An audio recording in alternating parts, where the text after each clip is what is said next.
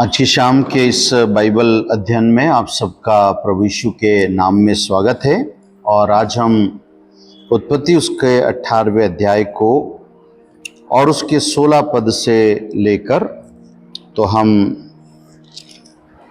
उसके लगभग 22 पद तक हम यहाँ पर पढ़ेंगे और इस पैसेज को आज हम समझने का प्रयास करेंगे।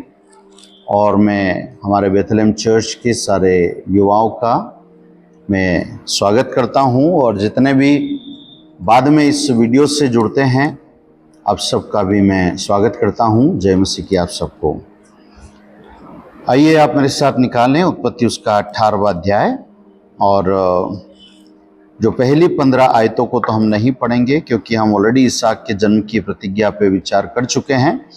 अब वो यहाँ पर एक फिर से आ रहा है, इसलिए अभी हम इसको ड्रॉप करके हम 16 पद से लेकर 22 पद तक पढ़ेंगे।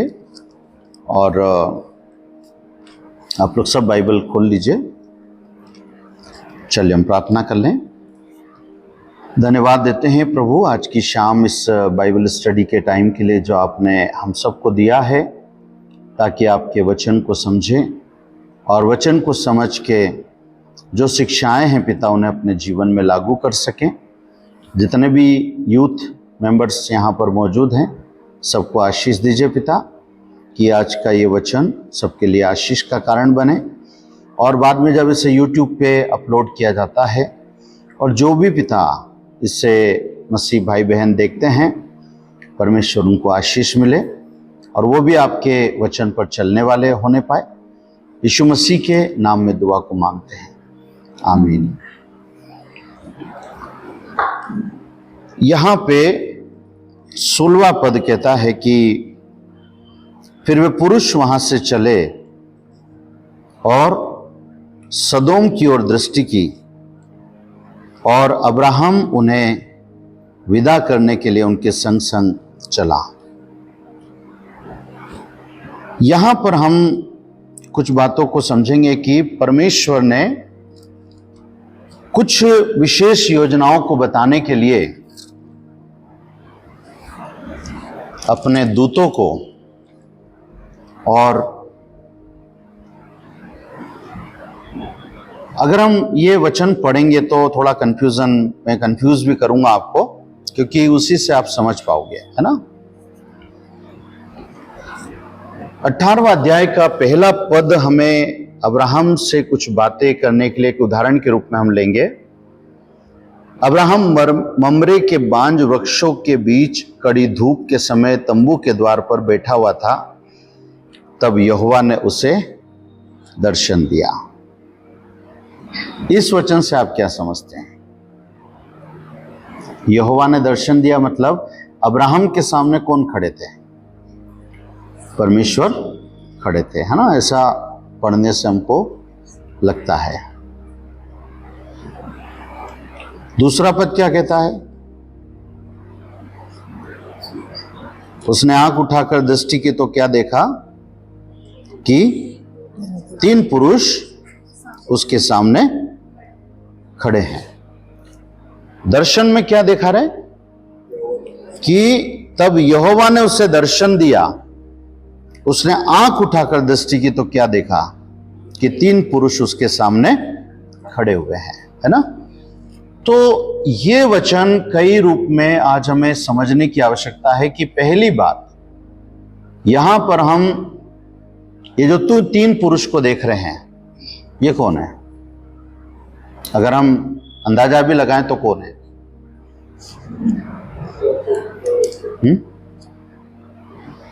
हाँ चलेगा, इस पे कुछ भी बोलोगे तो, है ना। एक तो हमें त्रिएकत्व परमेश्वर का कार्य उत्पत्ति में समझ में आता है, जहां परमेश्वर कहते हैं कि आओ हम मनुष्य को अपनी समानता में बनाएं। तो आओ हम, है ना। जैसे उस दिन आप लोग होली रिडीमर में थे क्या, जहां याकूब ने कहा कि आओ हम बेतेल चलें, लेकिन वेदी के समय क्या मैं बनाऊंगा, है ना।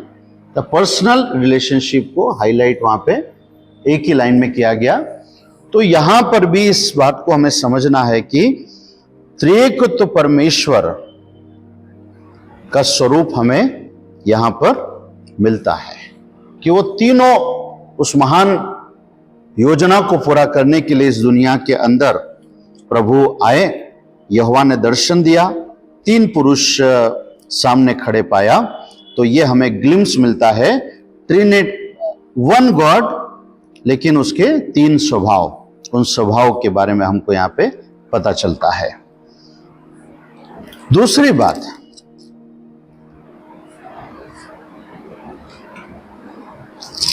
ये वचन वापस यदि आप आए तो 22वां पद क्या कहता है?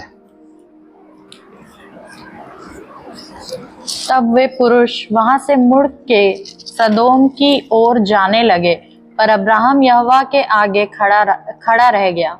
है ना, ये बड़ा विचार करने वाला रहेगा। और मैं चाहूंगा कि जो YouTube वाले भाई बहन हैं, बाद में जुड़ेंगे, आप भी इस पे विचार करना। मूसा ने एक बार परमेश्वर से एक बात मांगी कि मुझे आपको देखना है। क्या कहा मूसा ने? कि मुझे आपको देखना है। तो परमेश्वर ने क्या जवाब दिया था? है ना, मुझे देखकर कोई भी जीवित नहीं रह सकता है ना। तो मुझे देखकर कोई जीवित नहीं रह सकता है, तो अभी अब्राहम के सामने 22वें पद में कौन खड़ा हुआ है ना? तब वे पुरुष वहां से मुड़ के सदोम की ओर जाने लगे, पर अब्राहम यहोवा के आगे खड़ा रह गया। है ना, तो यह हमें इस चीज का भी एक परिचय देता है।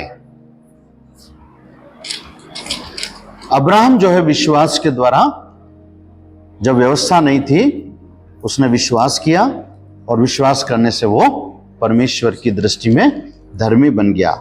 और हम ये चीज को भी यहां पर देखते हैं कि क्यों परमेश्वर यहोवा उसे दर्शन दे रहे हैं, उससे बात कर रहे हैं। उसका एक 16वें पद से हम जो हमारा मुख्य विषय है उसको समझेंगे कि क्या कारण है कि परमेश्वर ने, ट्रिनिटेरियन गॉड ने दर्शन दिया।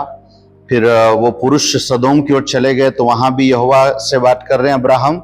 उसका उत्तर हमें 16 से 19 के बीच में हमको मिलता है। पढ़ो बेटा, क्या लिखा?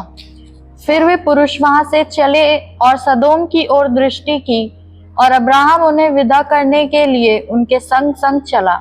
तब यहोवा ने कहा, यह जो मैं करता हूँ उसे क्या अब्राहम से छिपा रखूं?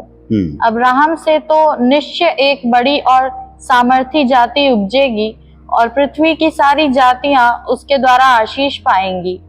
क्योंकि मैं जानता हूँ कि वह अपने पुत्रों और परिवार को, जो उसके पीछे रह जाएंगे, आज्ञा देगा कि वे यहोवा के मार्ग में अटल बने रहें और धर्म और न्याय करते रहें, ताकि जो कुछ यहोवा ने अब्राहम के विषय में कहा है उसे पूरा करे। बस, है ना।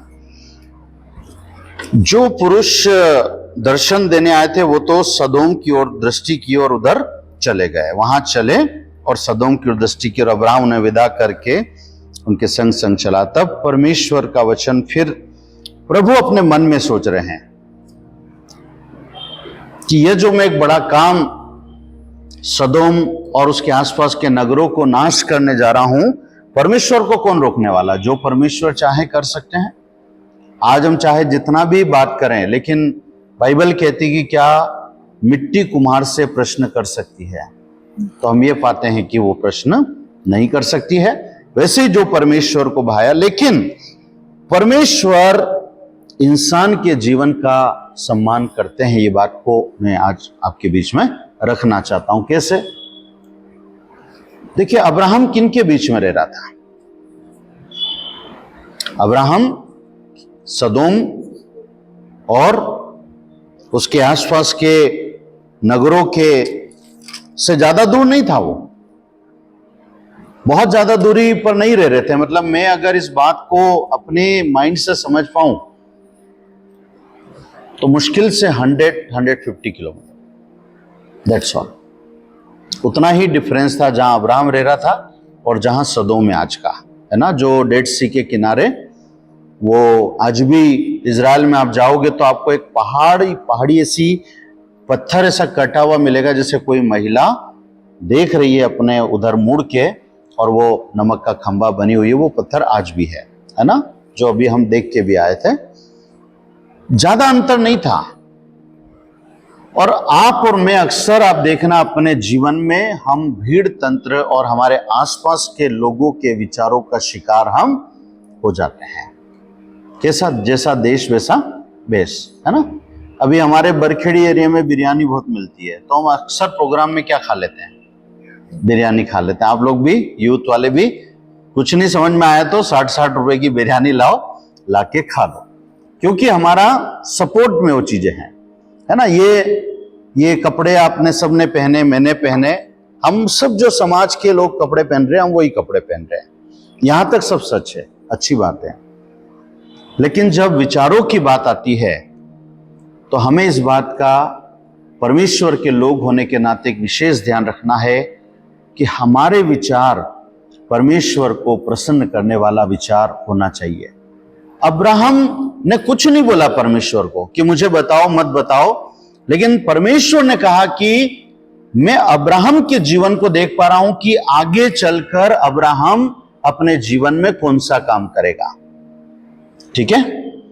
और इसलिए परमेश्वर ने जो काम अब्राहम, अभी तो इसहाक पैदा नहीं हुआ, अभी इसहाक बड़ा नहीं हुआ, अभी इसहाक के घर में याकूब और एसाव पैदा नहीं हुए हैं, है ना, अभी बहुत कुछ नहीं हुआ है। लेकिन परमेश्वर ने क्या देख लिया? अब्राहम आगे चलकर अपने जीवन में क्या काम करने वाला है, ये अब्राहम ने देख लिया, है ना। तो आप और मैं जो काम करने वाले हैं आगे चलकर, उसकी जानकारी परमेश्वर को है। जब अब्राहम के बारे में थी तो हमारे बारे में भी है कि हम क्या काम करेंगे आगे चलकर, हमारा एटीट्यूड क्या होगा, हमारा फैमिली जब बन जाएगा तो हम कैसे चलेंगे आगे। ये सारी बातें परमेश्वर हमारे अंदर की भावनाओं को देख लेते हैं। और जो बातें हमने चाहे आज नहीं की, मान लीजिए मैं एक बात बताना चाहता हूं, मेरे मन में जो आता हमेशा गलत आता है, भले मैं गलत कर नहीं रहा हूं समाज के डर के मारे कि नहीं मैं एक पास्टर हूं, मैं कैसे गलत करूं, है ना। आप लोगों के मन में कुछ आ रहा है, मान लो अच्छा बुरा आता है, नहीं करते अपन, बुरा आता है तो नहीं करते हैं। क्यों नहीं करते अपन? किसका डर है अपना को?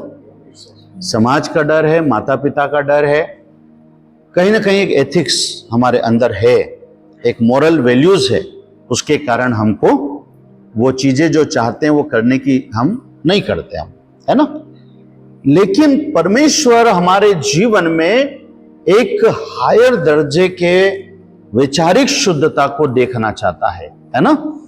तो कैसे होगा? मैं एक बात जैसे कहूंगा कि कई बार छोटे छोटे बच्चे गाली देने से बिल्कुल नहीं शर्माते हैं, तो उनके अंदर ये दिमाग है क्या कि मैं गाली दे रहा हूं, तो गाली क्यों दे रहा हूं? क्योंकि वो जिस लोकेलिटी में रह रहा है, उस लोकेलिटी में उसके विचारों में जो कुछ आ रहा है, तो वो गलत चीजें आई, इस वजह से वो उन्हीं को रिफ्लेक्ट कर रहा है, ठीक है। एक बहुत छोटा बच्चा था, मैं रतलाम से मेरा गांव पिटलावत जा रहा था मैं एक बार, तो उन दिनों ना पीछे से मारने का बड़ा वो चला था कि भीड़ में खड़े हो तो इधर से हाथ लाओ घुमा फिरा के और उसकी खोपड़ी पे ऐसे मारो, है ना। ऐसे मजा आता था, क्योंकि कोई ज्यादा इंटरनेट मोबाइल वगैरह तो थे ही नहीं, तो मस्ती क्या करे, यही मस्ती करते थे, पीछे से वो करते थे। पेन भी बहुत चोरी करते थे, किसी कंधे पे हाथ रखो फिर धीरे धीरे निकालना पेन, बहुत धीरे धीरे, वो सोचेगा तो गले में हाथ लगा घूम रहा, लेकिन धीरे धीरे, और ऐसे करके हम सभी मतलब 10-10, 12-12 पेन इकट्ठे कर लेते थे परीक्षा के सीजन में है ना, ये सब कर करके, तो इस तरह से मस्ती करते रहते थे। वो तो एक वो था उदाहरण। लेकिन उसमें एक बच्चा था, वो बस में मेरे आगे बैठा हुआ था, है ना, बहुत ही मतलब मैं सोचता हूँ 7 साल या 8 साल का बच्चा होगा। उसको मैंने धीरे से छुप के खोपड़ी में मारा, तो उसने क्या बोला पता है? थू दीरो कई, मतलब क्या तू मार रहा है मेरे को, उसको आसपास देखा, कोई नहीं मिला। उसने जैसे मेरे को तू बोला, मैंने कहा यार इसने इज्जत नहीं की अपनी। इसने कहा तू दीरो है कहीं, है ना, मतलब क्या तू मार रहा है मेरे को, यूं पूछ रहा हूं मेरे से, क्योंकि मैं तो उम्र में उससे बड़ा था, 20-22 साल का था और 6-7 साल का बच्चा था, क्योंकि उसकी डिक्शनरी में आप शब्द है ही नहीं। तो वो बेचारा जो बोल रहा था नेचुरल बोल रहा था, और वो प्रधानमंत्री को भी वही बोलेगा, मुख्यमंत्री को भी वही बोलेगा, कलेक्टर को भी वही बोलेगा और टीचर को भी वही बोलेगा, वो जब तक उसे सिखा ना जाए। तो एक्चुअली हमारा जो दिमाग में विचार और यहां जो आता है, जो इनपुट यहां डालेंगे, आउटपुट क्या होगा वही आएगा, है ना। प्रिंटर अपने आप में कोई वैल्यू नहीं रखता, याद रखना। जो सीपीयू से कमांड जाएगा, प्रिंटर वो प्रिंट आउट करके दे देगा। तो हमारा पहला लक्ष्य जीवन का क्या होना चाहिए कि मेरे सामने तो गंदगी अशुद्धता सब है, लेकिन मेरे अंदर में जो चीज डालूंगा वो मैं अच्छी डालूंगा। और अच्छी डालने से मेरा मतलब केवल सुविचार या अच्छे विचार से नहीं है।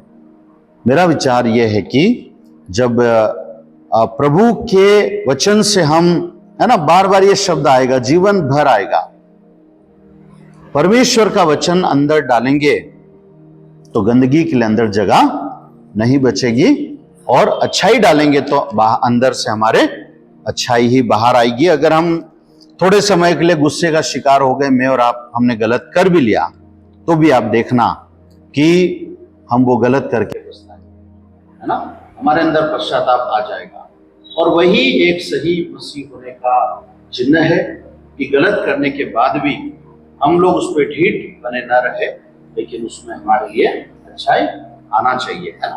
तो यहां पर अगर वो चीज को हम अपने जीवन में लाते हैं तो परमेश्वर हमारे जीवन को देखते हैं, और इसीलिए परमेश्वर ने अपने विचार को बदला।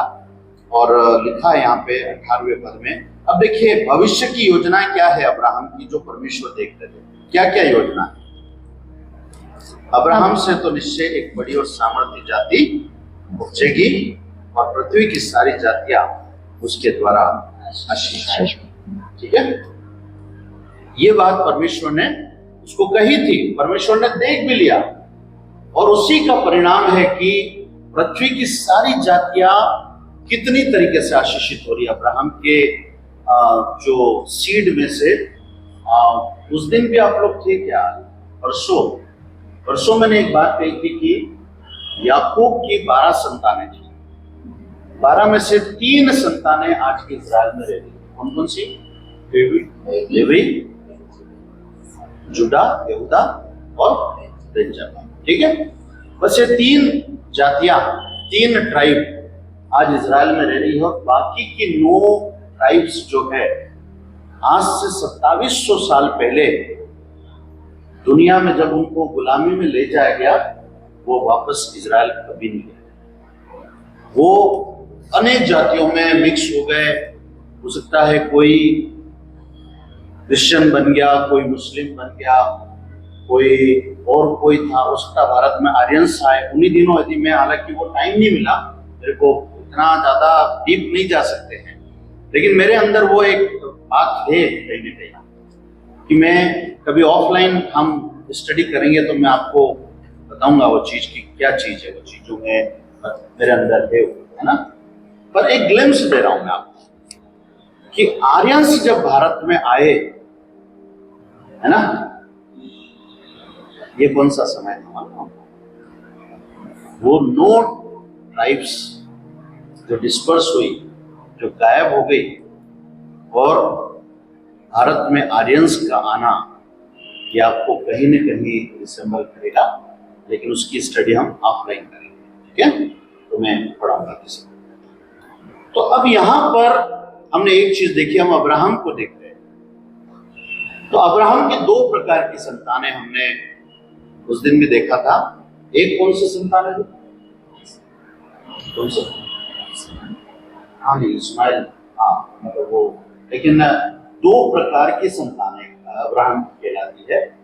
जैसे हम उसको अगर अच्छा वो दें, अगर हम शब्द दें तो क्या शब्द दे सकते हैं? बायोलॉजिकल, बायोलॉजिकल एक संतानें किसी होती है? बायोलॉजिकल, जो शरीर से पैदा हो रही है ना। तो एक तो बायोलॉजिकल संतान है इस दुनिया के लिए आशीष का कारण बनेगी। तो बायोलॉजिकल संतान है कौन सी बताइए आप? थोड़ा सा, बहुत हम नए मसीनी हैं, हम लोग बहुत प्रचार सुनते हैं।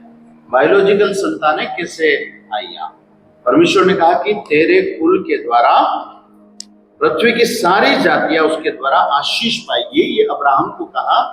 तो दो प्रकार से आशीष आई दुनिया में जो मैं बताऊंगा, लेकिन मैं जस्ट ये चाहता हूं आप जवाब दोगे तो शायद आप जिंदगी में कभी भूलोगे नहीं। बायोलॉजिकल वे में ब्लेसिंग कैसे है?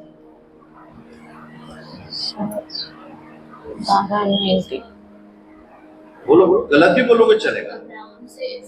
हाँ, अब्राहम से, वेरी गुड। इसहाक, याकूब, वेरी गुड। देन और मेन पॉइंट मिस कर रहे हो, थोड़ा और आगे बढ़ो।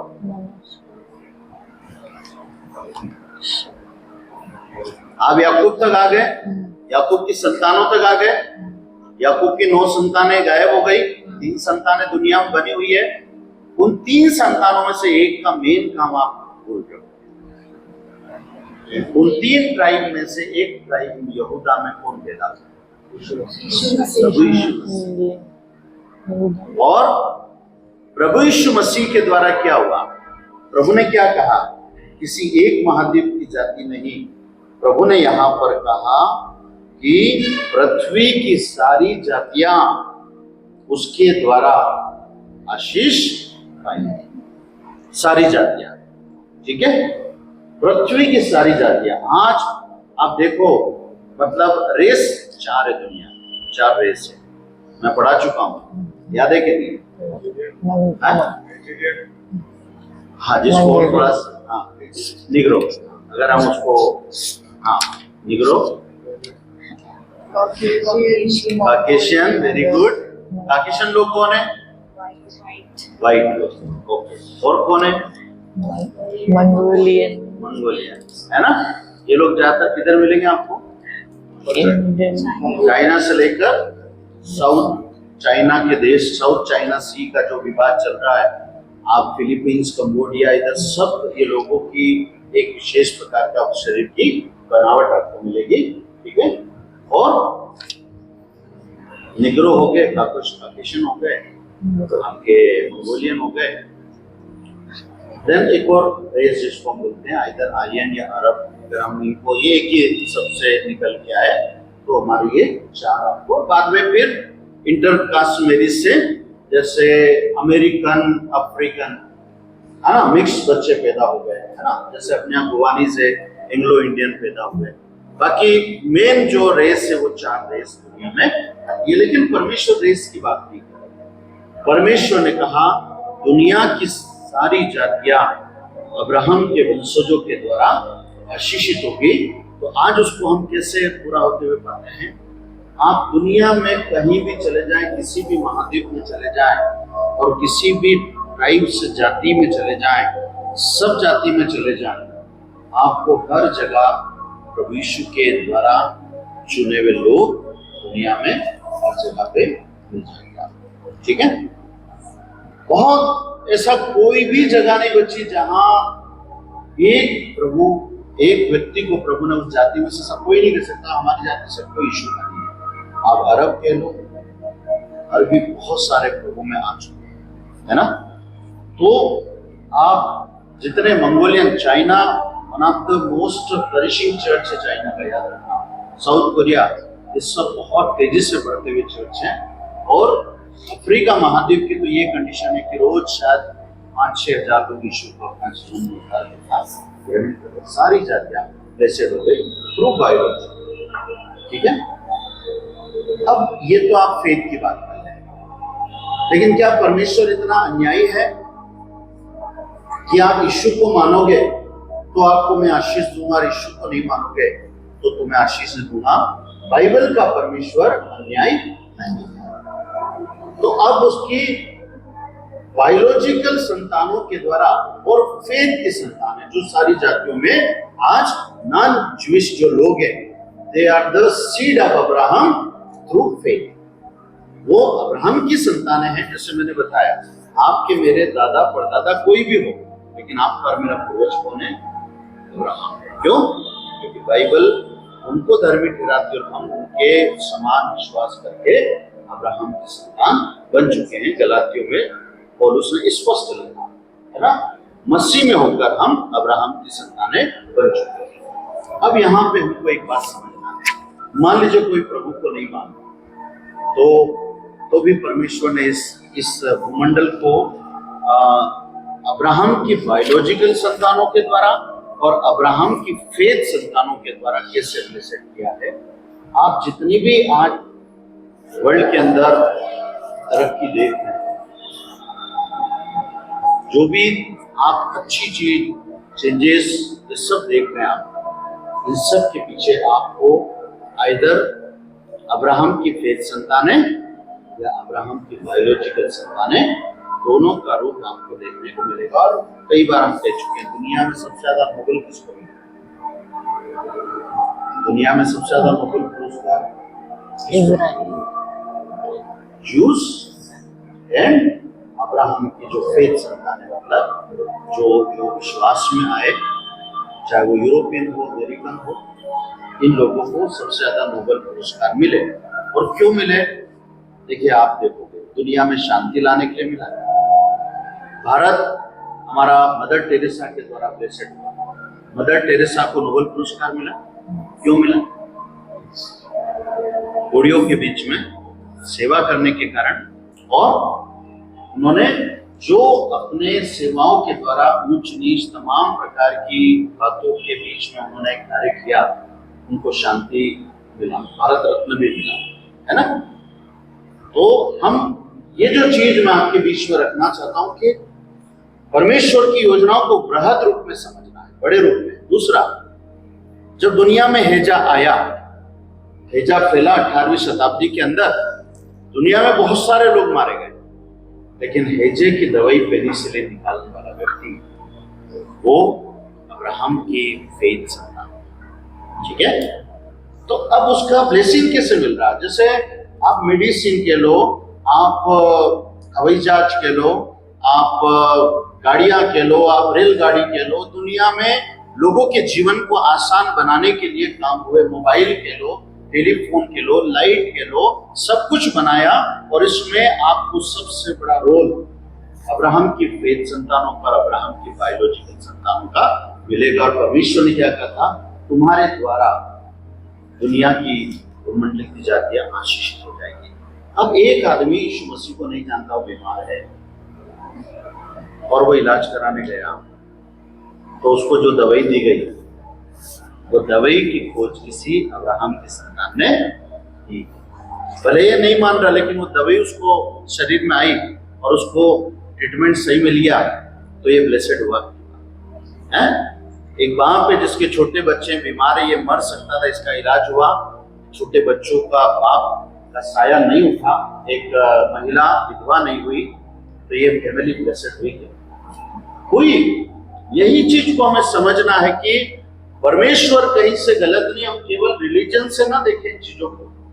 और जब आप और मैं, जब हम परमेश्वर के मार्ग में चलेंगे, तो याद रखना कि खुदा आपको केवल ये नहीं चाहेगा कि ये पुलपिट से प्रचार करना और बाइबल का नाम लेना तो तुम्हारे द्वारा लोग आशीषित होंगे। हमारे जीवन के द्वारा इनडायरेक्टली कई लोग ब्लेसिंग को पाएंगे। और अगर हमारे जीवन से हम दूसरों तक आशीषों को पहुंचा रहे हैं, तो वास्तव में हम अब्राहम की आशीषों को अपने बायोलॉजिकल शरीर में होकर क्या कर रहे हैं?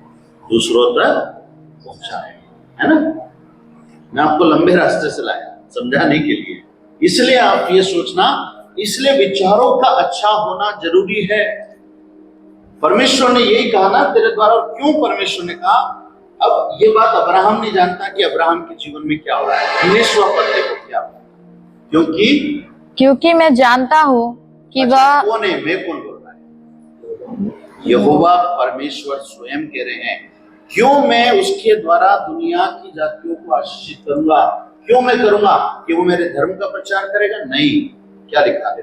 क्योंकि क्योंकि मैं जानता हूँ कि वह अपने पुत्रों और परिवार को जो उसके पीछे रह जाएंगे आज्ञा देगा कि वे यहोवा के मार्ग में अटल बने रहें और धर्म और न्याय करते रहे, ताकि जो कुछ यहोवा ने अब्राहम के विषय में कहा है उसे पूरा करे।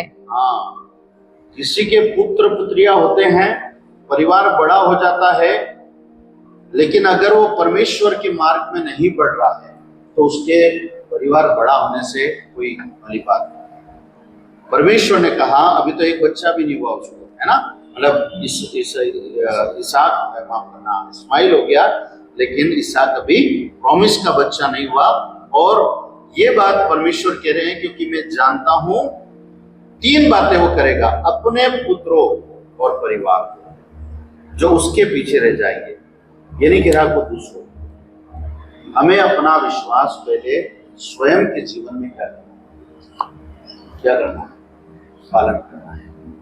अपना विश्वास स्वयं के जीवन में लागू करना है। और हमारा अधिकार किस पे? हमारे परिवार में। अपने और अपने परिवार के जीवन में हमें परमेश्वर के विश्वास को लागू करना है। और इसलिए खुदा ने कहा वो उन्हें यहोवा के मार्ग में अटल बन, 3 ही आज्ञा दी थी, अटल बने रहे, धर्म और न्याय करते रहे, और जो कुछ यहोवा ने अब्राहम के विषय में कहा उसे पूरा करे। ये 3 बातें करने के द्वारा अब्राहम परमेश्वर की निगाह में आशीषित हो गए। और दूसरी बात यदि हम देखें कि अब्राहम जो है वो परमेश्वर का क्या है, दोस्त कहलाया है, मित्र कहलाया है ना। बाइबल हमें इस विषय में बताती है। देखिए आप दूसरा इतिहास निकालो, दूसरा इतिहास 20:7।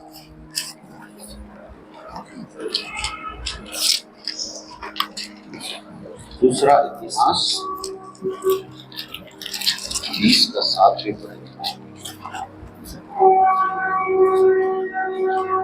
हे हमारे परमेश्वर, क्या तूने इस देश के निवासियों को अपनी प्रजा इज़राइल के सामने से निकालकर इन्हें अपने मित्र अब्राहम के वंश को सदा के लिए नहीं दे दिया?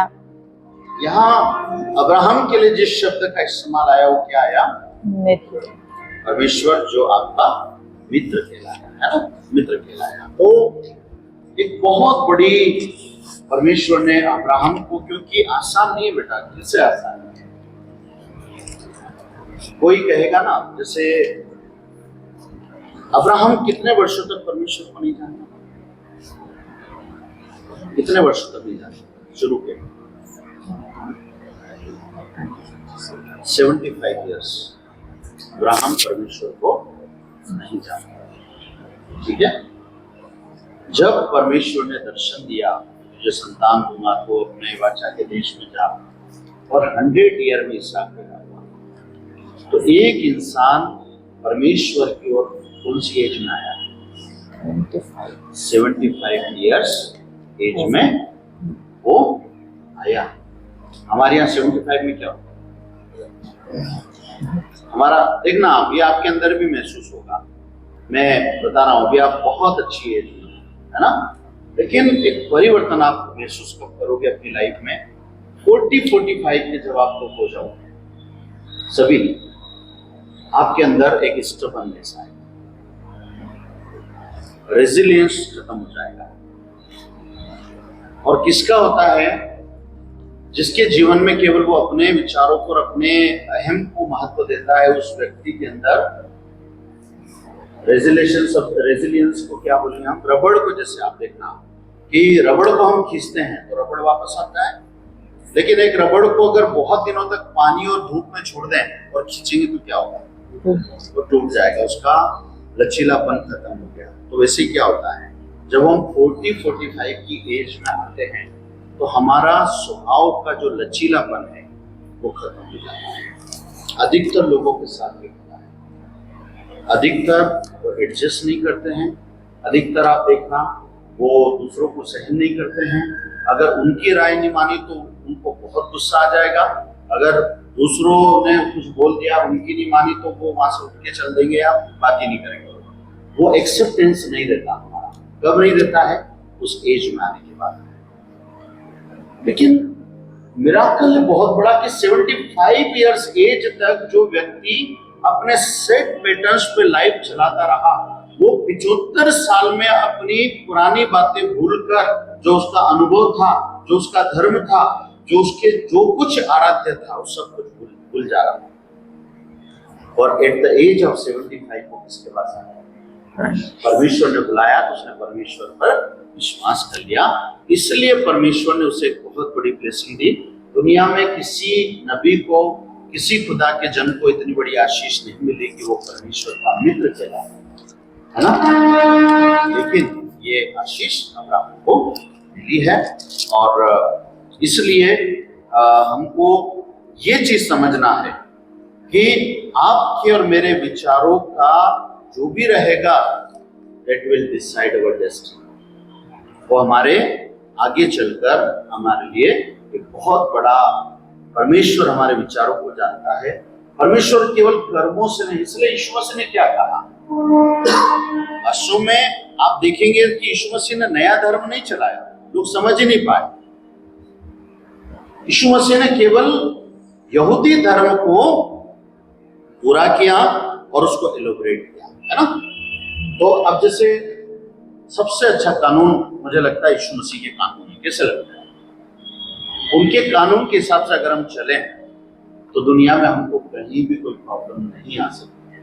देखो, किसी भी धर्म में चले जाओ, क्षमा करना, अगर आपने किसी को क्षमा कर दिया तो क्या आप पे केस चलेगा? है? कहीं भी चले जाओ, दुनिया के किसी भी देश में आप चले जाओ, यीशु ने कहा क्षमा करना। आप मंगोलिया चले गए और मान लो आप दुनिया के सबसे खतरनाक देश सोमालिया चले गए, है ना? मोगुदिशु क्या नाम है, मोगुदिशु में चले गए, वहां भी आप यीशु के सिद्धांतों को पालन कर सकते हैं कि मुझे प्रभु ने कहा कि मुझे क्षमा करो, क्षमा कर दिया। लव योर एनिमी, अगर आपने अपने दुश्मन को खाना खिलाया कोई बुरा नहीं मानेगा कि अरे बहुत अच्छा इंसान है। आप यीशु मसीह के सारे सिद्धांत बड़े उत्तम थे, और इसलिए परमेश्वर का यहाँ पर जो विचार था वो क्या, जैसे प्रभु यीशु का किसी की चीज का चोरी मत करना। अभी ये घड़ियां रखी है और किसी के मन में आ जाए घड़ी बहुत अच्छी है, मुझे कभी ना कभी लेना है, आज नहीं ली है, और मान लो मेरे पास ऐसी कोई मशीन हो, क्या डोनाल्ड के अंदर ये बात चल रही है कि डोनाल्ड, और मैं डोनाल्ड को उस मशीन से कैच कर लूं इसके विचारों को, कि ये सोच रहा है ऐसा कि कभी ना कभी ये घड़ी मेरी हो जाए, तो भी मैं जाके डोनाल्ड के लिए FIR नहीं करा सकता कि ये विचार कर रहा है, क्योंकि दुनिया के सारे कानून क्या कहते हैं, जब आप अपने कर्मों में उस चीज को लेके नहीं आओगे तब तक तुम्हारे ऊपर कोई कानून लागू नहीं होता है। लेकिन ईश्वर और परमेश्वर का कानून क्या कहता है, विचार, तुमने किसी वस्तु का लालच कर लिया तब तुमने क्या किया, गलत कर दिया, है ना? इसलिए स्वर्ग के सिद्धांत और धरती के सिद्धांतों में यहाँ से बहुत फर्क बैठा है। और अब्राहम के जीवन की आशीषें बाहरी बात में थी, पहले उसके विचारों की शुद्धता के कारण परमेश्वर की आशीष उसके जीवन में एंटर कर गई। तो मैं आज के इस बात से केवल यही बात मैं रखूंगा आपके बीच में कि अगर प्रभु अब्राहम के विचारों को पढ़ सकते थे तो परमेश्वर आपके और मेरे विचारों को भी पढ़ते हैं, पहली बात, है ना? तो परमेश्वर अगर विचारों को पढ़ सकते हैं तो हमारी कोशिश क्या होना चाहिए बेटा, कि हमारे विचार कैसे अच्छे हों, उसमें गलत भावनाएं नहीं हो, एक प्लानिंग हो। प्लानिंग किसके प्रति? जब आप कल प्लानिंग करते हो कि मेरे दिमाग में भी कल की प्लानिंग है ना, कल उठूंगा, कितने बजे नहाना है, नाश्ता मिलेगा कि नहीं, फिर गाउन पहनना है, फिर चर्च लगेगा, आपके अंदर भी प्लानिंग है, सुबह ये करना है, चर्च आना, गाना गाना है, सब है। इस सारी योजना में जब हम रोज योजना बनाते हैं उसमें एक स्थान किसको मिलना है, उस परमेश्वर खुदा। कल का दिन जो मैं जुड़ेगा, मैं आपसे कब मिलूंगा, आपसे विनती कब करूंगा, आपसे कब प्रार्थना करूंगा। मैं शाम को तो करने वाला था लेकिन मैं वहां चला गया, लेकिन मैं नहीं कर पाया। तो अपने 12 घंटे या 24 घंटे की साइकिल में, उस चक्र में, यदि हम कॉन्शियस है अपने परमेश्वर के प्रति, प्रभु के वचन के प्रति और प्रार्थना के जीवन के प्रति, तो आपने अभी दुआ नहीं की, लेकिन आप केवल यू आर बीइंग कॉन्शियस, आप अपने विवेक में उस चीज को लेकर आ गए तो ही कौन आशीषित हो गया। आप ब्लेसेड हो गए। क्यों? क्योंकि परमेश्वर को पता चल गया है कि इसके मन में दुआ, प्रार्थना और वचन के लिए जगह बनी हुई है। आज अभागे कौन लोग हैं जिनके लिए परमेश्वर, बाइबल और यीशु मसीह का कोई जगह नहीं, वो अभागे हैं। आज कई मसीह भाई बहन ऐसे हैं जिनके जीवन में आप देखना, वो बाइबल नहीं पढ़े हैं तो गिल्ट नहीं आएगा, उनको लगेगा मैं बिना बाइबल के भी रह सकता हूँ, है ना। तो आपके और मेरे अच्छे विचारों की शुरुआत कहाँ से होगी? यहाँ से होगी, क्योंकि जो इनसाइड जाएगा वही आउटपुट हमारा बाहर आएगा। तो अच्छा डालेंगे, अच्छा आएगा। अगर सोता मीठा है तो पानी भी मीठा आएगा, और सोता खारा है तो पानी खारा ही आएगा। तो मीठा होने के लिए खुदा ने अपना वचन दिया है, और ये वचन आएगा तो आशीष अपने आप जीवन में। प्रभु धन्यवाद देते हैं कि आज अब्राहम के जीवन की उन बातों के द्वारा जो भविष्य के गर्भ में छुपी हुई थी, आपने उसे तभी आशीष दे दी और अपना मित्र कह दिया, जबकि अभी उसके वो वाचा का बेटा पैदा नहीं हुआ, न वो बड़ा हुआ। लेकिन परमेश्वर, आपने अब्राहम के अंदर जो इच्छाएं थी, उन इच्छाओं को समझकर आपने उसे इतनी आशीष दी पिता कि वो सदोम और अमोरा के लिए एक याजक का काम कर रहा था। एक पापी दुनिया और परमेश्वर की पवित्रता के बीच में विश्वास को लेकर अब्राहम खड़े हो गए, जो नाशमान दुनिया को बचाने के लिए प्रार्थना कर रहे थे। हाँ प्रभु, आप इस बात से प्रसन्न होते हैं क्योंकि हर मनुष्य इस पृथ्वी का जो है वो आपकी सृष्टि है, और कोई भी यदि बिना उद्धार के, साल्वेशन के नाश हो रहा है तो आप उससे प्रसन्न नहीं होते हैं पिता। हम अपने तमाम वैज्ञानिक बुद्धि का इस्तेमाल करके भी कुछ कोशिकाओं को इकट्ठा करके एक इंसान को, क्या हम एक जानवर, एक चूहा नहीं बना सकते? तो इंसान तो बहुत बड़ी बात है, और जब ये इंसान विनाश की ओर जाता है तो उसकी तकलीफ स्वर्ग तक पहुंचती है पिता। हम प्रार्थना करते हैं कि प्रभु, हम दूसरों को बदलने से पहले अब्राहम के समान अपने आप को आपके वचन और व्यक्तिगत जीवन से बदले। हम आप ये कभी नहीं पूछेंगे कि तूने दूसरों को कितना बदला, लेकिन न्याय के दिन आप यही पूछेंगे कि तूने मेरे वचन के रहते, मेरी शिक्षाओं के रहते अपने आप को कितना बदला है। परमेश्वर पिता, हमारे तमाम यूथ बेटे बेटियों को और यूट्यूब के व्यूअर्स को आप आशीष देना कि आज का वचन हम सबके लिए आशीष का कारण है। यीशु मसीह के नाम से दुआ करते हैं।